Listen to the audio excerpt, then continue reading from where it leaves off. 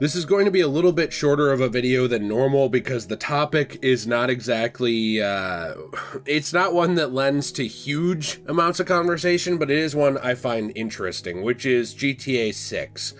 Now, in the past, I have been a little bit negative about this series, not because I think it's a bad series, but because a lot of things have frustrated me, which I will get into here.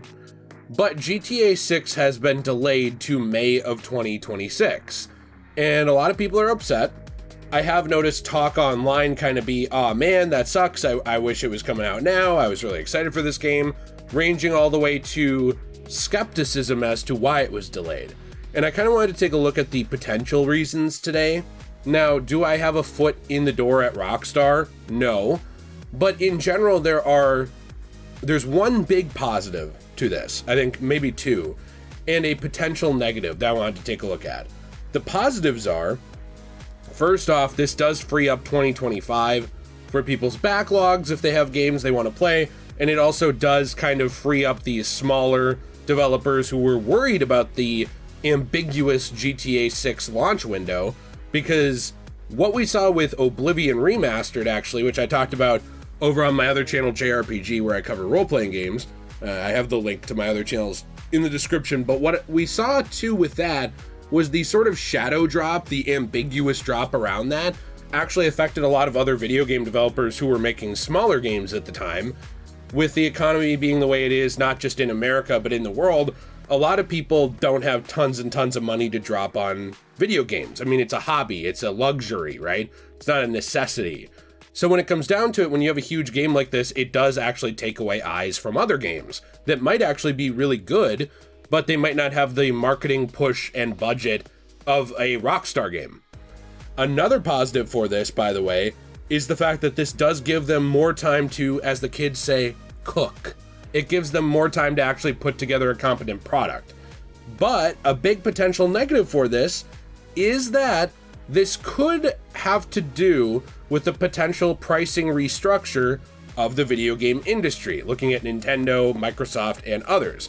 So we're going to talk about this today for a few more minutes, but I do have a question of the day for you, which is, in general, what are your thoughts about this delay? Do you think this is a good thing, or do you think this could potentially be a bad thing?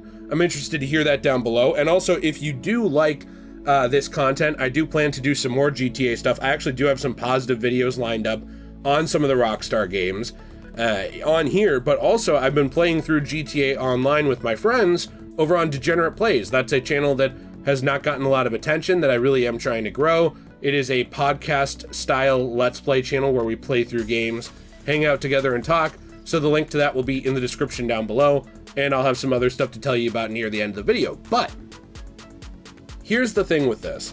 Like I said, I do think this is a positive for smaller developers. That right there, it's an easy one. We wrapped it up in the intro. No need to talk much more about it other than to say, now that there is a concrete date, other developers can say, hey, you know what? I am not self-sabotaging. I'm just going to avoid May of 2026, okay? I just am not going to release my game in May of 2026. I'm going to release it in like April, or I'm going to release it in March or after May, whatever, you know? And that's a good thing for them. So first off, on the video game development side, great for them. But also, a positive for this for me, as someone who's a game preservationist, is I've been playing through GTA 5's single player again, and I've really been enjoying it. And there's a point to this tangent. I've been loving the deep world, I've been loving the story, and I recently finished it. I've got some more side stuff to do as well. And then going into GTA Online for my Let's Play, I've also enjoyed it, but it's brought up some frustrations for me where I've kind of been, you know, thinking back to things like, you know, that Stephen Ogg and some of these other people, you know, Ned Luke, like some of the voice actors from GTA 5 brought up points about how there were planned single player expansions for that game, for the single player story, that ended up getting axed and kind of reworked in bits and pieces and chopped up and put into GTA Online, or just not used at all. Which, as someone who loves both types of games, but I really enjoy single player type stuff and these worlds I can play whenever I want with no FOMO, nothing like that, that's something that disappointed me, right? And so kind of looking at that, that's been one of the main reasons why I've been frustrated with this brand for so long, is I feel Rockstar has kind of turned into the Red Dead and GTA company.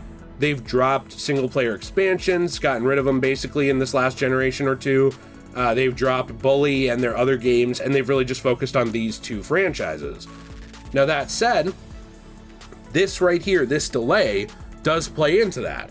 Because I truly have unless there is a huge industry shift towards a niche market, I have a big hunch this is going to be the last on-disc GTA game. It's going to be the last game preserved in that way. Because the industry is moving away from physical. We see the Nintendo Switch 2 moving away from physical even more with their game key cards. We see Microsoft with Xbox barely selling any physical games in store anymore. Like, the industry is changing, and while I disagree with it, and I think people will regret it in the future when they don't have as many options, the consumers are speaking in that way that they don't want as many options, and so they're buying things in just that way. And with how long it takes between releases, unless there's some kind of limited run or something like that type thing, this is probably going to be the last on-disc GTA game in terms of a new one. And so for me, an extra year right there means more time for them to bake in whatever things they would have needed to have dropped for day one updates. More time to bake in content, more time to bake in fixes to the disc release and the 1.0 digital release even of this game. And I think that's a good thing. However, when we are looking at this, there is also a big potential drawback, which is the fact that video game pricing is being restructured. Now, this is something I also wanted to talk about in a video. I haven't really had time to, and I'm sure everybody else has already covered it, but Microsoft released a restructuring statement, kind of vaguely blaming the tariffs and stuff like that in the United States for increasing the Xbox Series X price, for increase by $100, by the way, increasing their game prices for a lot of games by $10 to like 80 USD at launch for a lot of them. Now, for me, I have a ton of video games. I'm not really upset by this because, like, I don't really feel, I don't know. Maybe it's because I'm old, like I'm getting older, like I'm turning 31 this year, but I don't constantly feel like I need more games. You know, like, I've been moving more towards collecting retro. So for me, I see this and I just think, oh, okay, well, that'll just make me buy fewer new games. Okay, well, I guess if that's what you want, mission accomplished for me. But when I'm looking at that kind of thing, and there's been murmurs of GTA 6 being $100 for the last year, I don't even know where that rumor started, but it is one that gained a ton of traction. I'm looking at Microsoft changing their pricing structure and increasing games by 10 USD and their console by 100 USD, which, small tangent, is kind of hilarious to me because I like my Xbox Series X, but if you know anything about computer and console components, the older they get, the more outdated they are and the less valuable they should technically be, unless it's aftermarket to fix your console a decade later. So this stuff should technically be diminishing in value. But because they have that market hold, they can say, no, it's not going to diminish, it's going to increase in value, and if you don't want to buy it, too bad. And so I'm seeing that, and I'm seeing Nintendo doing the same thing, with some games increasing by $10 to $20 US dollar increments for the Nintendo Switch 2 generation. And I'm wondering, and I've seen a lot of people point this out, even in my comments, they were saying, hey, conspiracy theory time, what if they're waiting to see how this lands? You know, what if they're waiting to see, hey, can we charge an extra $10, $20, $30 at launch for these games? Because we're GTA, you know, we're one of the biggest franchises out there. And it's true, especially in console gaming. One of the biggest franchises out there is GTA. And, you know, there's all this hype around our game. Even when we release one like 15 years later, there's still all this hype around our game. Like, we're untouchable in a way. Which is a dangerous position to put anybody in business, is to put them in such a successful position that they feel untouchable, they feel invulnerable, and they feel like they can do anything. And I would argue Rockstar's been in that position for a long time. You know, GTA Online prints cash through these shark cards.